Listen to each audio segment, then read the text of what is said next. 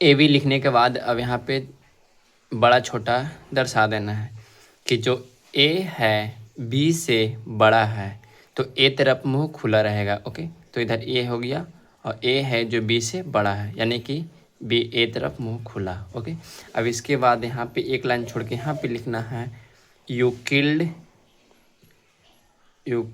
विभाजन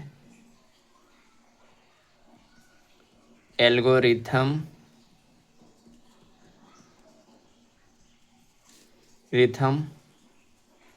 से, तो यूक्लिड विभाजन एल्गोरिथम से एक फॉर्मूला होता है, वो है यहाँ पे हमें लिख लेना है ए बराबर बी क्यू प्लस आर, इसे हमें लिख लेना है। ओके, अब इसके बाद यहाँ पे एच सी एफ निकालना है। तो सबसे पहला यहाँ पे एक ऐसे लाइन पारना है जैसे भागा देते हैं उस तरह से, और बीच में बड़ा वाला संख्या लिख लेना है। तो बीच में बड़ा संख्या कितना है 225, तो यहाँ पे 225 लिख लेना है और भाग देना है कितना से 135 से।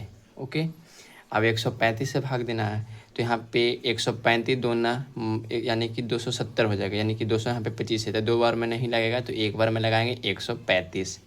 ओके, अब घटा देंगे यहाँ पे 5 में से 5 गया 0, एक दाहिने पैर चलेंगे, ये 2 है, 2 में से 3 नहीं घटेगा, तो एक दाहिने पैर चलेंगे 12, 12 में से 3 गया तो 9 3 12, यहाँ पे 9, यहाँ पे अब 1 बचा, अब 1 में से यहाँ पे 1 जाएगा तो कटकुट।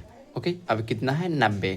अब देखिए ये वाली संख्या से ये वाला संख्या छोटा है, अगर यहाँ से यहाँ वाली संख्या छोटा आ जाएगा तो यहाँ पे एक और यहाँ पे भागा का चिन्ह लगाना है इसके साइड में, और यहाँ से ये वाली संख्या को उठा करके यहाँ पे भर देना है, तो यहाँ पे 135 भर देते हैं।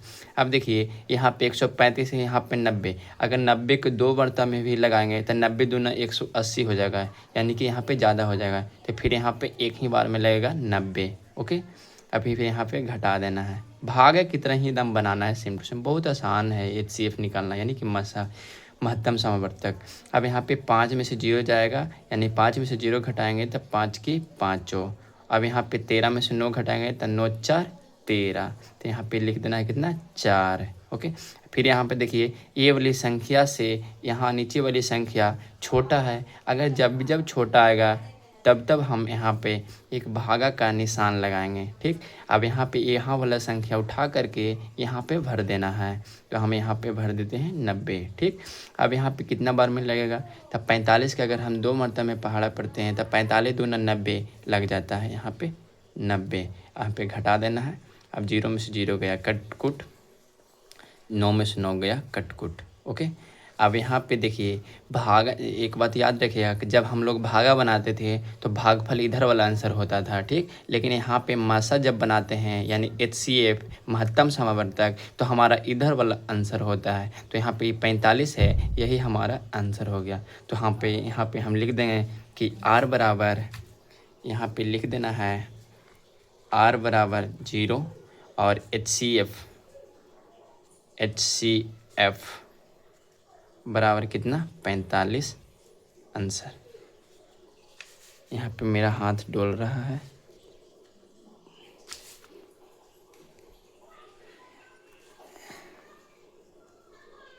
आंसर। ओके, यही हो गया हमारा आंसर। या इधर भी लिख सकते हैं कि 135 एच सी एफ, यहाँ पे लिख सकते हैं आर बराबर 0 एच सी एफ, और जो संख्या था वो संख्या यहाँ पे लिख लेंगे, कितना था 135 और 225 का एच सी एफ बराबर कितना है 45, तो यहाँ पे लिख देंगे कितना 45 आंसर। ओके, ये हमारा हो गया आंसर।